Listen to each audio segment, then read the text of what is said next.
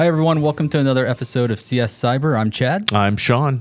And today we're going to do our top 10 cybersecurity predictions for 2025. Yeah, let's do it. Okay, so number one. This is collectively what we think is going to happen. Of course it's going to be number one. Yeah. Should we do it backwards? 10? No. Number one. That'll blow it.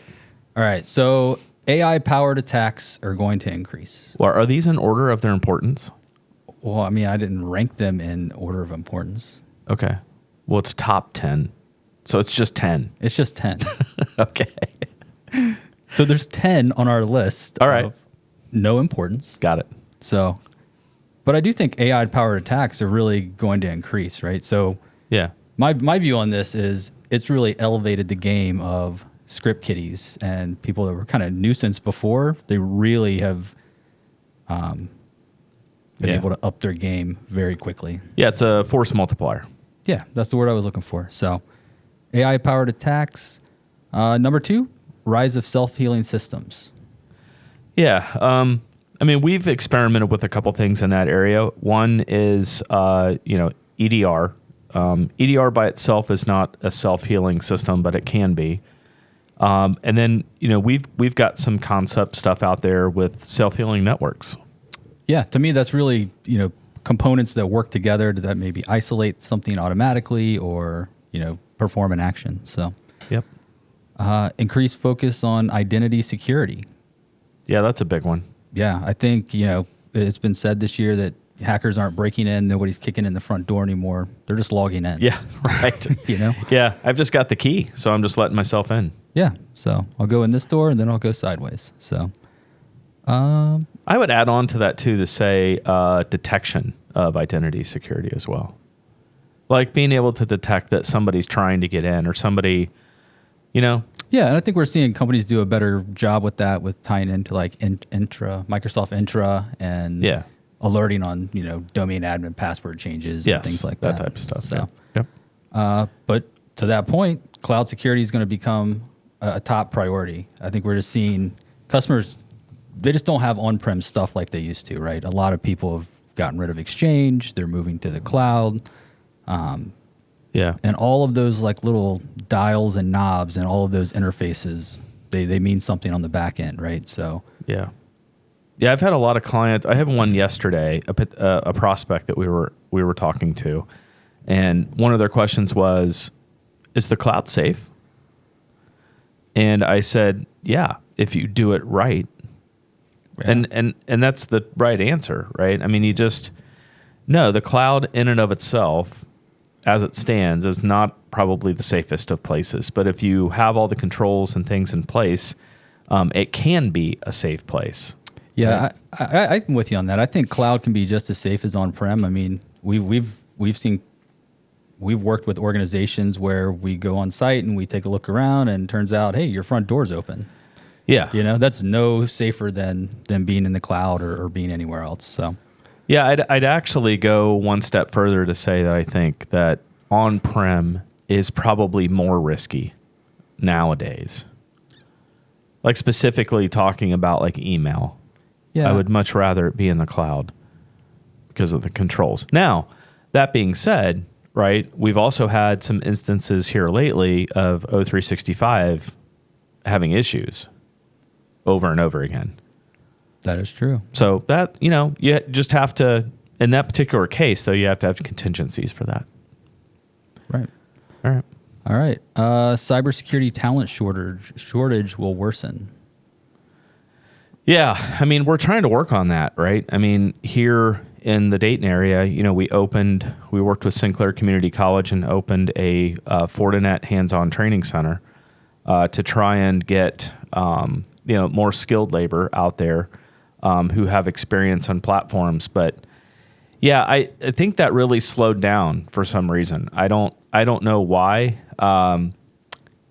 Like physical geographic zones are more conducive to cyber hiring than others. Like Boston, the difference between like Boston and like LA, or I don't know. It's a density thing, right? I mean, it's available companies with cyber needs versus, graduating people from Fort Wayne, Indiana, cybersecurity. Now, there's going to be more remote jobs available, right? I mean, those are always going to be available. But yeah, I would agree. I think for some reason, the amount of supply that we need, we're not getting them out there fast enough. And the other problem is they're not getting internships. So they're graduating with cybersecurity degrees or certificates, but they have zero experience.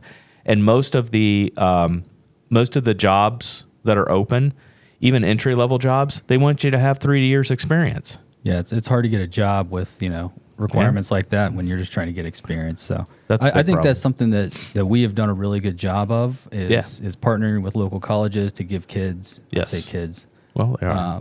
College students an opportunity to kind of see what it is and see what it's not. Right? Yeah, even high schools. So we have a high school graduate from Lakota's cyber program in our SOC.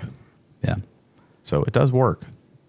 All right. High school students are ready to go too. All right. What's number 6? Number 6, more emphasis on security awareness training. I think we need to do this differently, right? The once a year 45-minute security awareness training isn't working. No. The attacks are more vicious. They're at a faster pace. Yeah. And it's just not businesses, right? I mean, people really need to pay attention to cybersecurity in their personal lives. Yes. So they do. I think it's kind of funny though, because I think they're going to have to get this at their job, right? Nobody's sitting at home. There's not a Netflix channel for cybersecurity. Maybe you should create a Netflix channel for Maybe we need one. Cybersecurity, right? But yeah, like unless they're seeing it on like CSI or something like that, like they're not getting real training, right? And it's probably not even on the top of their forefront of their mind. The stuff they're going to see on CSI isn't real realistic anyway. Anyway. Yes. So one thing that I would change here is I would say more emphasis on security education, because I think we need to get out of the awareness mode. Like we're well beyond that. Like the enemy's here. We're being attacked. We need to educate people. It's not trying to make them aware of something. I really need you to understand this and know how to react. Yeah, agree. So number 7, the growing threat of nation-state attacks. Because of that. Right. Yeah. So I don't think that's not going to stop in 2025. I think we'll see more of it. It's been a growing trend and something that's going to continue. But the increased use of zero trust architecture, I think what I've seen from the field is people are really starting to put things in place that kind of, one, know where you're logging in from, the identity, you know what I mean? Like correlating these things together to be like, oh yeah, you're Sean. Yeah, I think a lot of clients have been at least our clients have been building up to this, and they may have not even realized it, right? Because zero trust is definitely, it's an architecture, right? But it's not a product. Like it's not one thing you can buy. Right. And I think that's what people were looking for early on when we started talking about zero trust, and just really the whole industry was talking about zero trust. It's like, what do I buy for that? Yeah, I've had a lot of people say, well, I've got NAC, that's zero trust. No, NAC is a component of zero trust.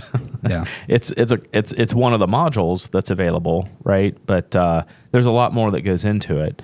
You have written here the lateral movement piece, which I think is one of the most important pieces to me, because that's that detection ability, right? To know that somebody's in your environment moving around. Right.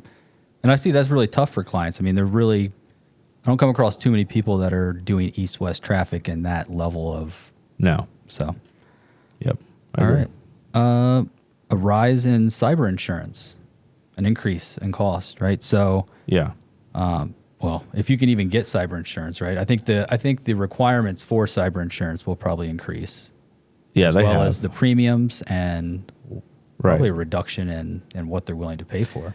Yeah, I think it's going to be limited to. I mean, I've really started to see nothing more than $2 million in coverage.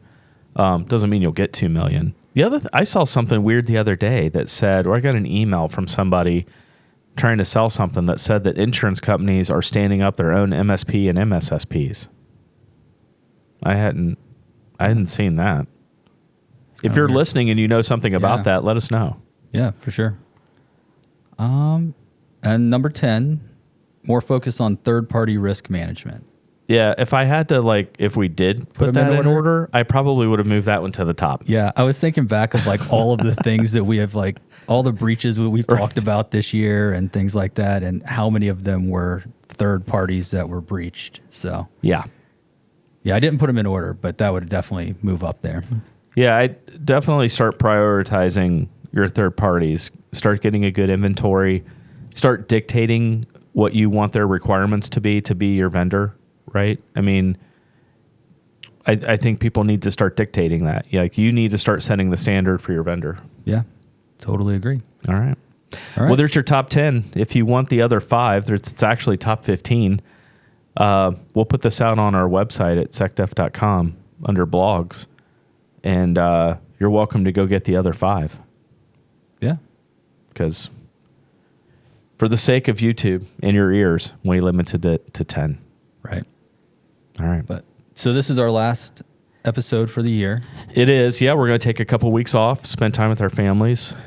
If anything really big hits, we'll get on here somehow, right? Yep. And then, what are you going to start the year off with? So I think next year we're going to, like we talked about, we're going to change the format a little bit. We're going to give you kind of, education and actionable things that you can do. I think we're going to start going through the NIST 800-171 framework. Excellent. Just kind of section by section and give you practical things that you could do to align and just really kind of increase your cyber readiness. I think one of the probably the biggest things that people are going to be looking for, I didn't talk to you about this, so you're learning about it now.